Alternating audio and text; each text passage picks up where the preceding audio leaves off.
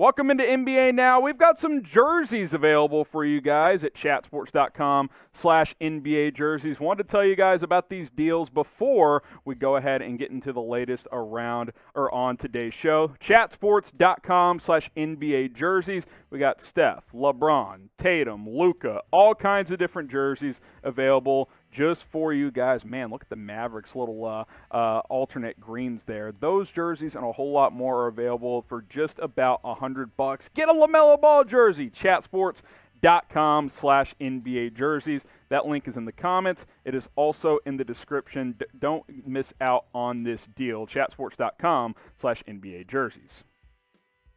We start the latest NBA rumors with Victor Oladipo. Is he going to stay in Miami? We'll see, because once again, he had season-ending surgery this past just a couple of weeks ago as he shut it down and then recently just had surgery. He will not play in the playoffs. Now, he reportedly did buy about a $7 million mansion in Miami recently, so he certainly thinks he's going to be back as he is a free agent this offseason. But the injuries, yeah, they concern me. I'm just going to be honest. I have concerns long-term with Victor Oladipo. Now, if Miami feels good about his medicals and if they want to bring him back, that's fine. I would not give him a long-term contract. Since he had a major quad injury in early 2019, he's only played in 52 games since. And he's been okay, just over 40% from the field, so not very efficient. Still a good scorer, but not great. Under 18 points per game, 4.5 rebounds, 4 assists. But the major problem, you can live with those numbers if he stays healthy. He can't stay healthy. 52 games in like 2+ seasons now. That's not a lot. Now, I know last year was cut, less games. It was like 65, 66 games due to COVID-19. This year had 10 less games because of the coronavirus pandemic as well. But he didn't play that much this year. Didn't play that much last year when there were games. I have injury concerns. He feels like the guard version of Boogie Cousins. We know he's talented. We know he's capable. We've seen him ball out, but he can't stay healthy now. So, do you trust him to stay healthy? I just don't know. I'm okay bringing him back on a one-year deal, but long-term, no way. Get your votes in on this one. Should the Miami Heat re-sign Victor Oladipo? Type S for sign, type P for pass. If it's more than 1 year, probably let him go. You didn't give up that much for him in that trade with the Houston Rockets. So S for sign, P for pass. Go ahead and let us know what you guys think. Quick reminder on these jerseys, chatsports.com/NBA jerseys. I love these Philadelphia alternatives, but all 30 NBA teams have jerseys available at that link below, chatsports.com/NBA jerseys. The playoffs are almost here, so we wanted to remind you guys to rep your favorite player, rep your favorite team. You can do so at chatsports.com/NBA jerseys. Check the description, check the comments for that link. All right, let's go to the next rumor here. Jaren Jackson, is he going to get traded this offseason? I don't think so, but it's possible. The Athletic, on one of their NBA podcasts, mentioned the possibility that this has been floated out there because he only has one more year left on his rookie deal. Now, he's really good when he plays, kind of like Victor Oladipo, right? Like, he just can't stay healthy. He's only played in 10 games this entire season. Now, he does have 1 year left on his deal, so Memphis can certainly just play this out and just see how next year goes because he is eligible for a contract extension this offseason. But if I'm Memphis, I'm probably waiting and seeing what the deal is with Jaren Jackson, see if he can be healthy next year. Now, when he's played this year, he's played mostly off the bench. He's played okay. You can tell he's still knocking the rust off a little bit, 14.5 points, 5.5 boards, shooting about 43% from the field. I like Jackson. He's got one more year on his contract, so I think you can afford to be patient if you're Memphis. That being said, you've got a nice young core developing. You kind of want to figure out, hey, is this guy a part of the future or is he not? And if he's not, maybe you should consider trying to shop him and trying to trade him this offseason, because I guarantee you there would be some buyers for Jaren Jackson because his contract's tradable. He's still on that rookie deal, so any team trading for him wouldn't have to sacrifice too much financially. Maybe Memphis could get a first-round pick or another young piece or something like that. Subscribe to Chat Sports because we have the latest trade rumors, news, and a whole lot more when it comes to the NBA. And the playoffs are almost here. That means watch parties are just around the corner, especially come NBA Finals time. But big playoff games before then, we'll probably have watch parties as well, maybe even for the play-in tournament. YouTube.com/ChatSportsTV. Hit that big red button and subscribe. Videos almost every day around the NBA and some watch parties. Some news here. Alex Rodriguez has finally officially agreed to a deal to buy the Minnesota Timberwolves, former baseball legend, by the way. If that's you watching Anthony Edwards, he's a former Major League Baseball player. I know you had never heard of him before. Now, he does have a partner.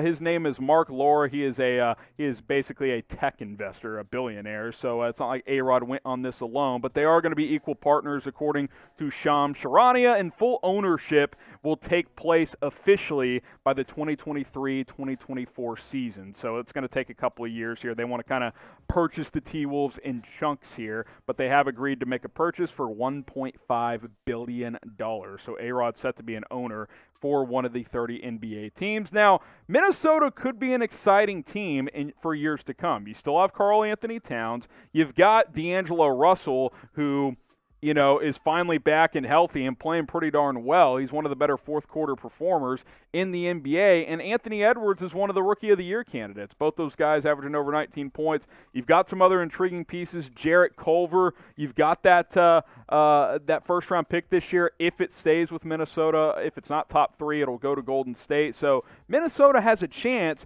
to build some real talent here, and I think they have a chance to compete. So it'll be interesting by the time, in 2023, 24, once A-Rod and new ownership comes in, if this team is competitive by that point, because obviously this year they were not. But I will say, once D'Angelo Russell came back, the Timberwolves were at least pretty entertaining and started winning a lot more games. Now, Alex Rodriguez, steroids aside, one of the greatest baseball players of all time in terms of talent. Who's your favorite athlete of all time? It could be basketball, baseball, football, college, pros, doesn't matter. Who is your favorite athlete of all time? Go ahead and let me know down in the comments section, and hey, let us know who your favorite athlete is ever, because there's a lot of quality athletes in every sport. MJ in basketball. You could go Kobe in hoops. You got Tom Brady in the NFL. Let us know who is your favorite all-time athlete. Are the COVID protocols changing? Let's talk a little coronavirus latest here on the show and how it impacts the NBA. Now, the CDC announced on Thursday that fully vaccinated people can now, even in big groups, indoor, outdoor, they can be without masks. They do not have to wear masks once they are fully vaccinated. How does that impact the NBA? Well, the NBA's protocols as of now is if you're a close contact with someone who tests positive, you're out 10 to 14 days.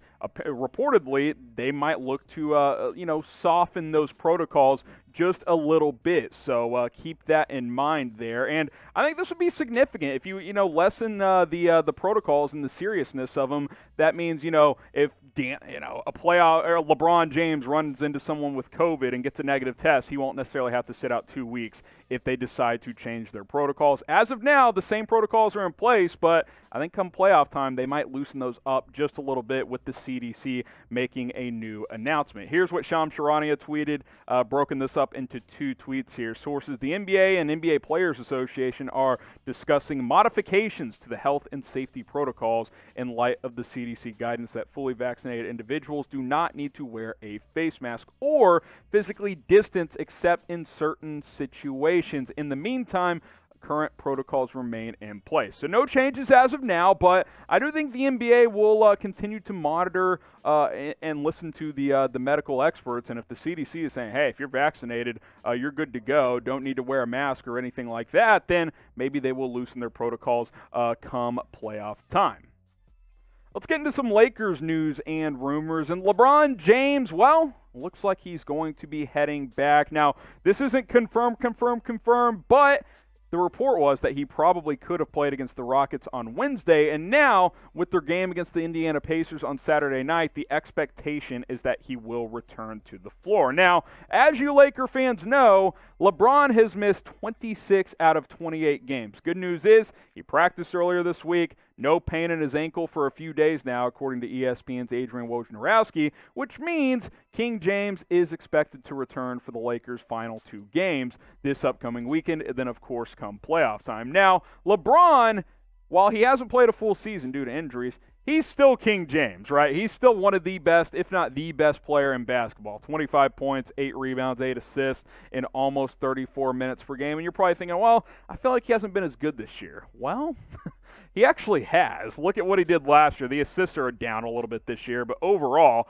the numbers are pretty identical. 25 points, 8 rebounds, 10 assists a year ago, en route to leading LA to an NBA championship. Minutes pretty similar as well. LeBron James is coming back just in time for LA, which means it's time to activate playoff LeBron. It is time to activate playoff LeBron James. Remember Zero Dark 23 or whatever he used to tweet out before playoffs would start, and he wouldn't be on Twitter for 2 months? Yeah, it's about that time. Couple games left in the regular season. So this is good for the Lakers. You get LeBron back into the fold. AD's been starting to play better. You all of a sudden feel a lot better about where you sit if you are the purple and gold. Now, obviously, they're not going to have the seed that they would have wanted earlier on in the year, but LeBron James, if he's back and if that ankle truly is pain-free, then it was worth dipping down in the standings a little bit, assuming you can get into the first round and start to play some good ball and maybe even